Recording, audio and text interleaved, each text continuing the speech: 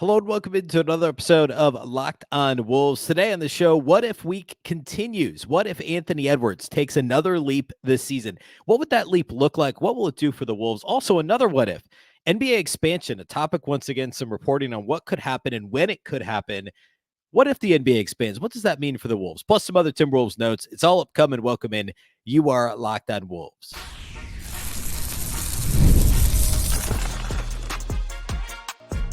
You are Locked On Timberwolves, your daily Minnesota Timberwolves podcast. Part of the Locked On Podcast Network, your team every day. Hello and welcome to the Locked On Wolves podcast, part of the Locked On Podcast Network, your team every day. My name is Ben Beecken. I'm the host of Locked On Wolves. Today's episode is sponsored by Gametime. Download the Gametime app, create an account, and use the code LOCKEDONNBA for $20 off your first purchase. Happy Wednesday, everybody. Happy hump day. And a lot to get to today. I want to start with continuing What If Week surrounding Anthony Edwards. Anthony Edwards took a significant leap last year. I know he was an all-star 2 years ago, but he was so much better, more productive, more efficient, more effective all the way around as a player last season. What if a similar leap happens next year?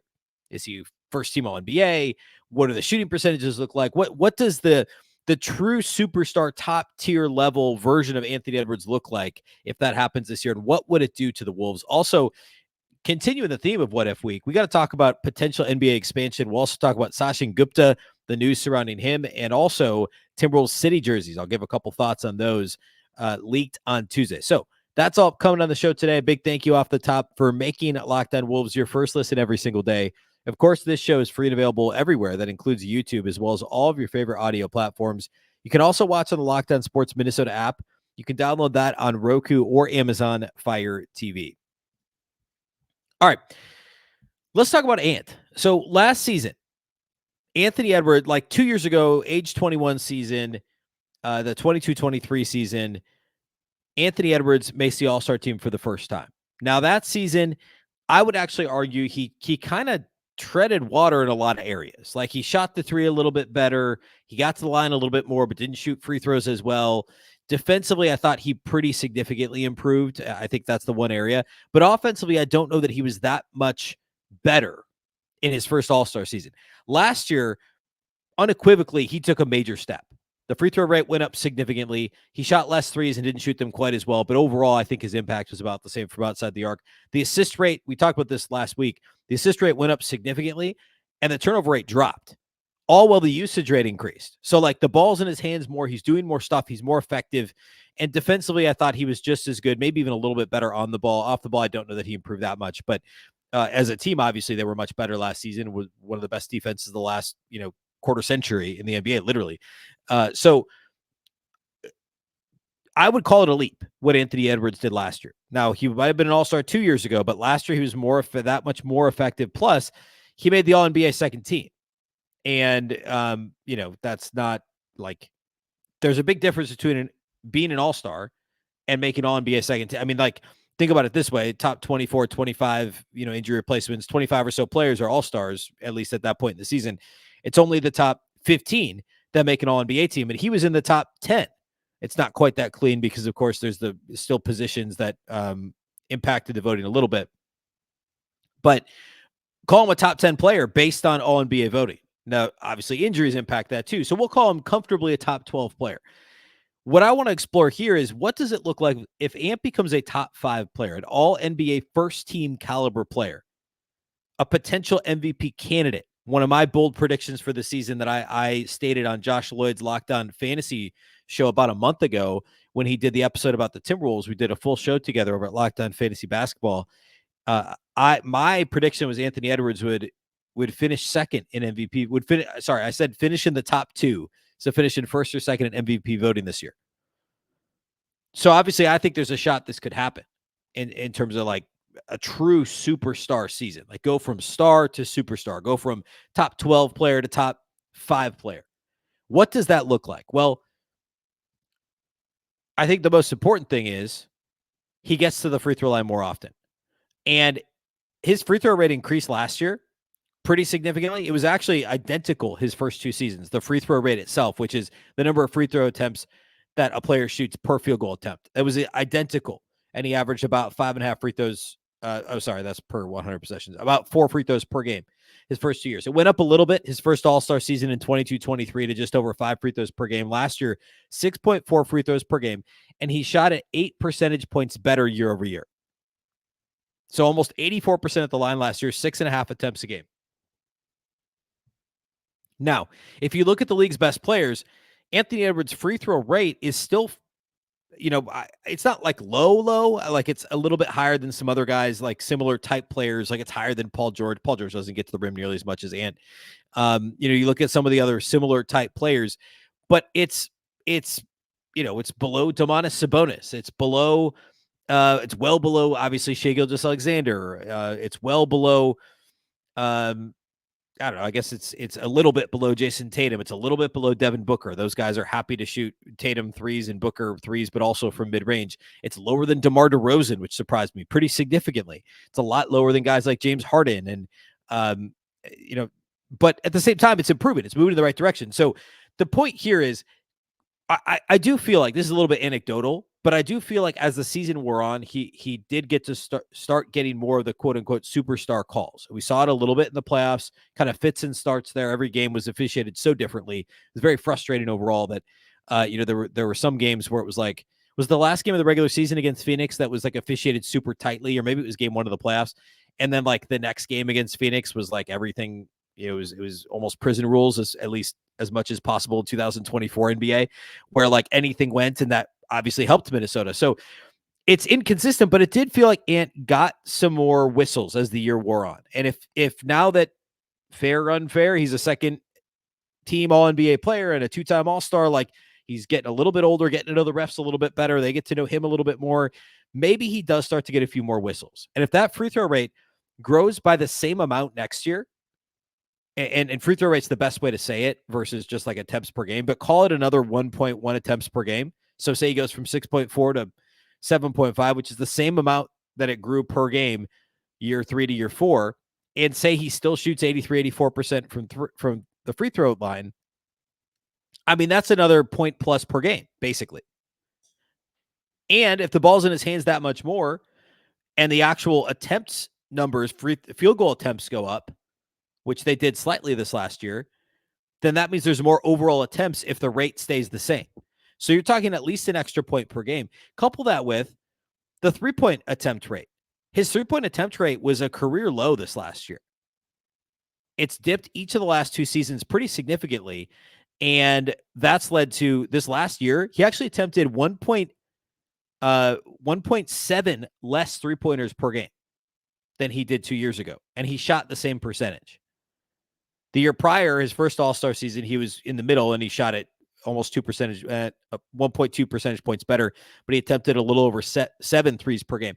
So if the 3-point rate goes back up to where it was, and he's still shooting it, call it league average, and the free throw rate grows by the same amount, that's an extra 1.5 to 2 points per game. Rough math, but that it is. I mean, like, we're talking a guy who was averaging 25.9 points per game last year. Now you're talking 28-ish points per game. That is going to get him into that conversation for, first team All-NBA. Like Shai Gilgeous-Alexander was a shade over 30 points per game last year. 2 years ago, he was over 31 points per game. Now, Shai's free throw attempt rate is off the charts, and he also has the last 2 years, he shot over 90% from the free throw line 2 years ago and 87% last year, which was a nice jump from he'd been around 80% for most of his career. So he's continued to work on that as he's gotten to the line more often. And we saw Ant's jump from 75% to almost 84% last year. So also significant growth. But if the free throw rate grows by the same amount, the 3-point rate goes back to where it was. And then the third thing would be just continued improvement with playmaking. I mean, like the assist rate went up significantly. The turnover rate dropped. And we talked about this last week, but like if Rob Dillingham struggles, if they go up against big backup point guards, like Ant's going to be called upon to handle the basketball. And if he continues to it's assists per game are not the right way to measure this, but that's what a lot of these voters are going to look at. And if his assists per game he averaged more than 5 assists per game last year. If he averages 28-6, like last year he was 26-5, if he averages 28-6 and shoots league average from 3 on 7 attempts per game, and this team, like, that's going to lend itself to more team success. It's possible they grow from 56 wins to 58 wins or something next year. Like, that's a first NBA caliber player. And we're only a few tweaks away. The way I said it a couple weeks ago was, if he took 2 mid-range jumpers from last year, call it like 12 to 18 or I don't know, 14 to 20 footers in the long mid-range, and attempted one of them at the rim and one of them beyond the arc, he's probably getting another foul call or an easy bucket at the rim. He shoots the ball well enough at the rim and gets enough foul calls over the course of the season. If he shoots, call it 75 to 85 more three-pointers and 75 to 85 more attempts at the rim, which then lead to free throws, this efficiency is going way up. And we're, again, talking 28 points per game on similar or better efficiency. There's a very clear path to him being a first NBA, all-NBA player next year. And the dude just turned 23 last month. This leap is there's not that much more. Like 2 years ago, I talked about how the defensive consistency, there's still some stuff there. Sure, we can say that. But like the overall scoring ability and the ability to create for others was just not there. I shouldn't say scoring ability, scoring efficiency and the ability to create for others just 2 years ago. Even in his first All-Star season, I was dubious that it would happen this quickly, and it all happened last year. And if he takes that same, I would say it's a full step or even a mini leap from second NBA to all NBA, second team all NBA to first team all NBA, like that is very reasonable for him to do that this year. That growth is on the table in the ways I just described. Just tweaking the shot selection, a little more three, a little more at the rim, which leads to free throws, a little bit, continued improvement in playmaking, the assist rate and the overall assist per game totals are going to increase just with more opportunity as well. All right. Continuing in the theme of what if week, we're going to talk about NBA expansion next. The pretty interesting stuff came out over at ESPN. Not that it was like completely unexpected, but I want to break down what that article said. We'll talk about how it could impact the Wolves and what that what if scenario looks like. We'll do all that here next. Today's episode of Locked On Wolves is brought to us by our friends at FanDuel. You've heard me talk a lot about FanDuel here at Locked On Wolves over the last couple of years. It's because it's America's #1 sportsbook, and they have something a little bit different for you right now. Now through September 22nd, that's this coming Sunday, so you're like 4 or 5 days away. All FanDuel customers can bet $5 and get a 3-week free trial of NFL Sunday Ticket from YouTube and YouTube TV. Then with the YouTube TV base plan, you'll be able to watch every regular season Sunday afternoon out-of-market game. All you need is a Google account and a current form of payment. You can cancel at any time. Big Sunday in the NFL. Week 2 is crazy, by the way. Obviously, the Vikings beating the 49ers. Some other interesting stuff. The Lions lost to the Bucks. Like all that stuff you could have seen on Sunday afternoon with NFL Sunday Ticket. And again, right now through this Sunday, the 22nd, if you're a FanDuel customer, you just need to bet $5 to get that 3-week free trial of NFL Sunday Ticket from YouTube and YouTube TV. And then if you have the YouTube TV base plan, you can watch every regular season Sunday afternoon out-of-market game with a Google account and a current form of payment. Cancel at any time. Just visit FanDuel.com and download America's #1 sportsbook.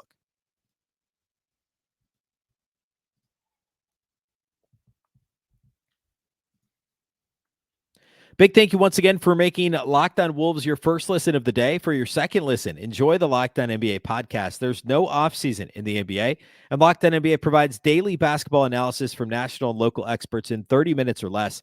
No one keeps you as informed and entertained as Locked On NBA. Available on YouTube or wherever you get podcasts, part of the Locked On Podcast Network, your team every day. All right, so NBA expansion, a topic I've covered here on the show. There were some rumors a while back. Adam Silver mentioned, I can't remember if this was post-draft or post-Olympics. Recently he did a press conference where he addressed the expansion reporting and said that like it wasn't happening anytime soon, basically. But there's no denying it's going to happen at some point, and he basically acknowledged that. I think the way he put it was, I'm paraphrasing, but Adam Silver said something to the effect of, any successful organization wants to continue to grow and expand. But his exact quote was that the NBA was, quote, not quite ready to move forward on expansion. There's some ESPN reporting that came out on Tuesday, I think it was, regarding what this could look like. And first of all, like I'll get to the Wolves portion here in a second, but the 3 markets that I mentioned before in the show were the 3 markets that were mentioned here in the article. Las Vegas, Seattle, of course, and Mexico City as the third possibility. We know that Seattle's been in line for a team since OKC. This is the Thunder moved to OKC, or the Sonics became the Thunder, moved to OKC in 2008. And of course, Seattle's a big market. They have an NFL team, an MLB team, which are of course the two teams, and now also an NHL team. Like they've got the other three, and I believe an MLS team. So like 4 of the 5 major sports, major male sports in America, well, and a WNBA team, right? Like they're all there. Vegas, it makes sense. They've got the arena now because the NHL. It sounds like the Oakland A's are going to move there. The whole thing. So Vegas makes sense too. The Mexico City thing has kind of been rumored. Of course, the Wolves played there not that long ago. The NBA would love to expand internationally. That makes sense. There's also some Canadian cities. A few cities mentioned in the article also include Kansas City, Louisville, which have arenas that could house NBA teams. Then also some other cities like San Jose, Austin, etc. But like San Jose is super close to the Warriors. Austin's close to San Antonio. Those aren't massive enough markets to really make sense to have multiple teams. And I feel like Mexico City makes more sense than any of the cities in Canada. And like with OKC, like Kansas City is a 5-hour drive from OKC and I don't know, slightly more than 5-hour drive from Minneapolis. It's like right in the middle. Same with St. Louis. Like, well, I guess St. Louis isn't really mentioned. Louisville, I guess, would be similar to that too. Like there's other teams that are close. So to me, it's still those same markets, right? It's Seattle, it's Vegas, and potentially Mexico City. They also talk about like what could happen in terms of the conferences. And this is the Timberwolves part. Timberwolves fans have often said, hey, look, if you're going to expand, it makes sense to put Minnesota in the Eastern Conference because of geography. And that's true. The other potential thing that could make sense on its face is the idea of Memphis being in the East because it's actually further east than Minnesota. And that's brought up in the NBA article or the ESPN article is Minnesota, Memphis, and New Orleans as the 3 teams that would be possible to move to the Eastern Conference. Geographically, New Orleans is slightly further to the east and Memphis is slightly further to the east.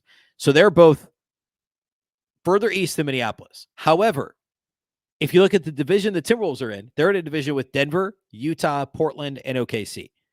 There are multiple states between all of those teams. OKC's, like an hour and a half flight. That's not crazy. Denver, you got to deal with altitude. And once you get to, Denver, you're talking a time zone difference.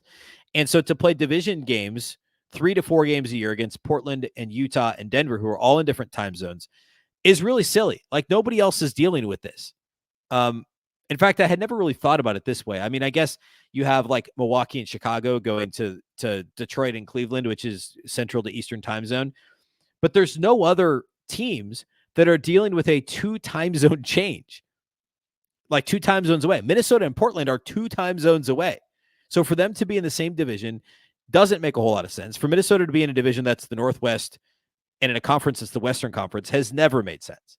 So what makes the most sense geographically is for Minnesota to be in the ssame division as the Milwaukee Bucks, the Chicago Bulls, Indiana Pacers, and then one of Detroit or Cleveland, probably Detroit, and then maybe Cleveland gets kicked to the same division as the Atlantic, Toronto, Philly, the Knicks, etc.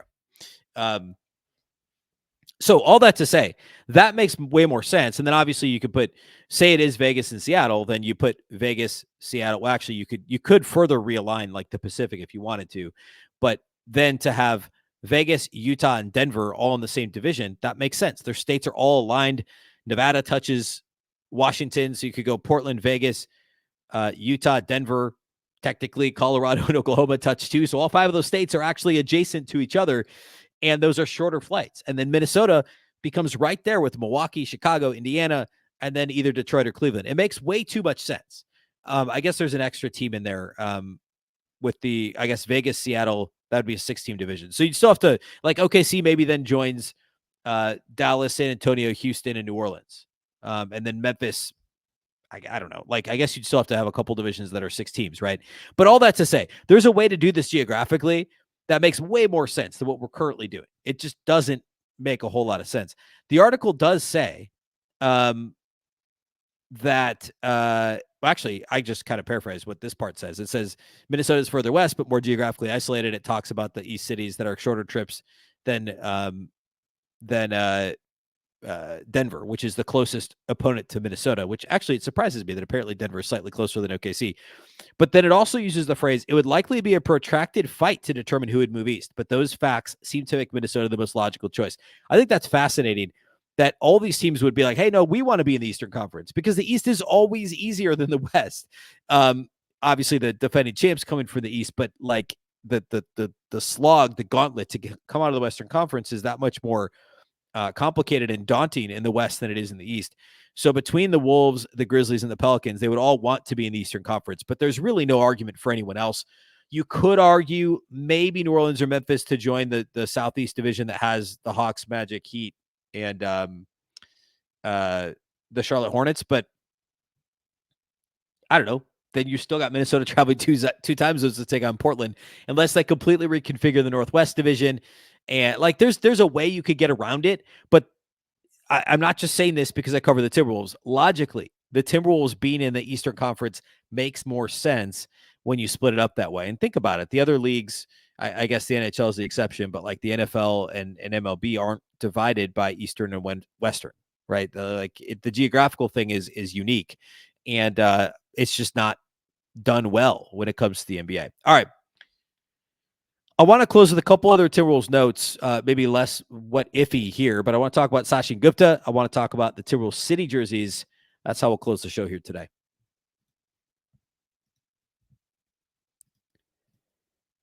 Today's episode of Locked On Wolves is brought to us by our title sponsors over at Gametime. Gametime has a new feature called Gametime Picks that makes getting tickets for your favorite live events even easier. Gametime Picks filters out the fluff to show you only incredible deals on great seats, so you don't have to waste time searching through thousands of tickets. There's tons of different events you can get on Gametime. Of course, sports, obviously. You can go to all kinds of sporting events. You can also go to comedy shows, concerts, theater. My wife and I love to do all of the above. We'll go on trips and we'll find one of those things to do, right? Whether it's a new sporting venue we haven't been to, a concert that happens to be in town. If it's a city that's got great theater, we'll go see a show. Comedy, same deal, right? Like if you're looking for entertainment, Gametime's the place to go. Plus, when you're searching for your tickets on there, just toggle on the all-in pricing feature to let you see your total up front. That way you have no surprise fees at checkout. Again, toggle on the all-in pricing feature, and that way you get no surprises. You can also get a panoramic view from your seat in the app before you buy. Take the guesswork out of buying tickets with Gametime. Download the Gametime app, create an account, and use the code LOCKEDONNBA for $20 off your first purchase. Terms apply. Again, create an account and redeem the code LOCKEDONNBA. That's LOCKEDONNBA for $20 off. Download Gametime today. What time is it? Gametime.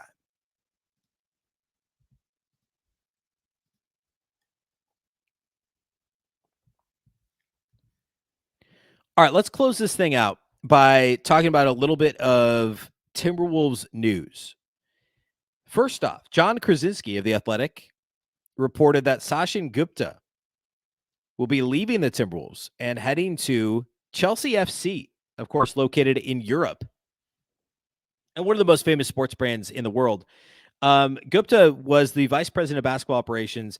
He briefly ran the front office. Gerson Rosas brought him in. Of course, remember, he was the father of the trade machine and had a long career in the NBA, worked for Sam Hinkie in Philly, went to Detroit, had a role there. Gerson Rosas brought him to Minnesota. He took over when Rosas was fired and ran the team for that full season. Remember, it was coming out. It was the year following COVID. It was after the Chris Finch hiring. So it would have been the 21-22 season. Rosas left the organization in September after the allegations of,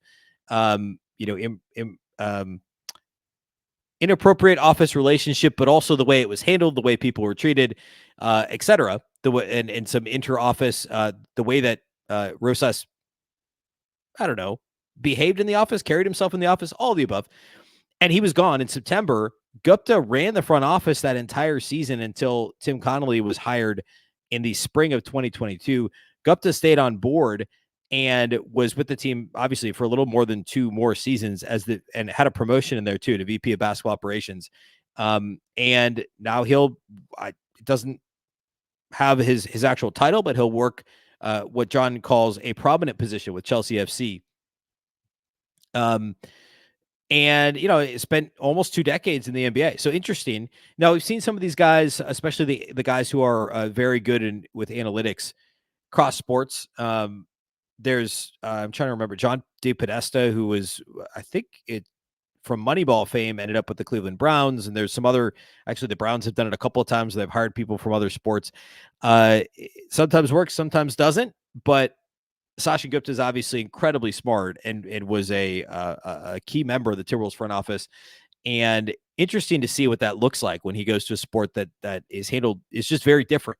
The way that you would build a soccer team and the finances and all that stuff is different than what happens in the NBA. So good for Sachin for finding a role that obviously he's excited about. And, depending on what that is, like potentially getting to do something very different than what he's been doing for the Timberwolves. So congrats to him, and a loss for the Timberwolves, certainly. The other piece of news is related to the city jerseys that are out there. The Timberwolves city jerseys have leaked. The place that I saw them was the Nice Kicks Twitter feed. And frankly, a lot of the different teams' uniforms don't look great. I'm actually okay with the Timberwolves. I think it's always, I'm a big, and if you guys have if you're a regular listener, have listened for a while, I always reserve judgment on actual jerseys until I see them on the court. And maybe this is like a preseason, in between preseason games. I guess we won't see these on the court in preseason. I'll do somewhere in the season. Maybe we'll do like an alternate jersey rankings. It feels like something we should do in the off season, but I have to see them on the court before I add them in a ranking. I say alternate jersey. I guess city jerseys, or we could do all jerseys. Like we do like all 30 jerseys the Wolves have ever worn or whatever. But these are like, I think it's supposed to be ice. Is what it looks like. It's mostly a white jersey with dark blue at the top, like at the top of the jersey, like below the Nike symbol. There's like a transition to a lighter blue, and then it fades into white very quickly. Not much of like a gradient. I feel like it should be a little icier, and I also don't like the font that Minnesota's in. I think they might look really good, but I don't think I like how the word Minnesota is going to look on the court. They had one other jersey set recently that did that too, where it said Minnesota in like very short font, and I just thought it was very strange. So anyway, I look forward to seeing them on the court. I will reserve judgment until I see them on the court, but I have a feeling they're not going to be my favorite. I like the ones last year, the blue, the water, the lake themed ones. Of course, the Twins did lake theme with their City Connect jerseys this year, which I actually really liked in practice on the field. I didn't like them until I saw them on the field. Well, I should rephrase that. I liked the jerseys. I didn't like the hats for the Twins.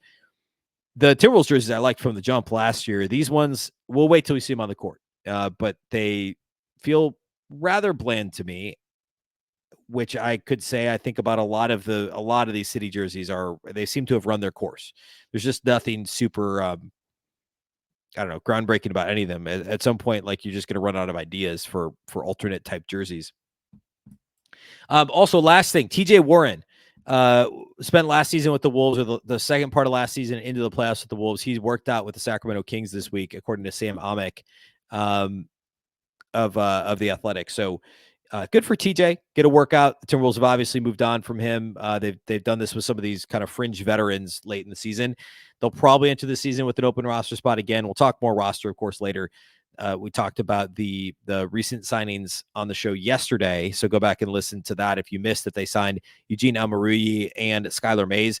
It was reported that they're both Exhibit 10 contracts. So reminder, that means that they are basically preferred walk-on type deals, what I like to call them, where if they stay with the Iowa Wolves of the G League, they get an additional signing bonus if they stay for 2 months, assuming they don't make the Timberwolves roster. I'm intrigued by both signings. Almaruyi especially, I think, is an intriguing one. So go back and listen to Tuesday's show if you missed it. All right, that's all we got for you today here on the show. Of course, we will, as the week goes on, it's still What If Week. We're going to do some more What Ifs here on Thursday and Friday. A big thank you for making Locked On Wolves your first listen every day. Of course, this show is free and available everywhere. That includes YouTube as well as all of your favorite audio platforms. You can also watch the show on the Locked On Sports Minnesota app on both Roku and Amazon Fire TV. You can follow on X at Locked On T-Wolves and also at Beecken with 2 B's, 2 E's, C-K-E-N. Of course, the Locked On Wolves podcast is part of the Locked On Podcast Network. Remember, the Locked On Network is your local experts on all the biggest stories. Once again, I'm Ben Beecken. This is the Locked On Wolves podcast, and we'll catch you next time.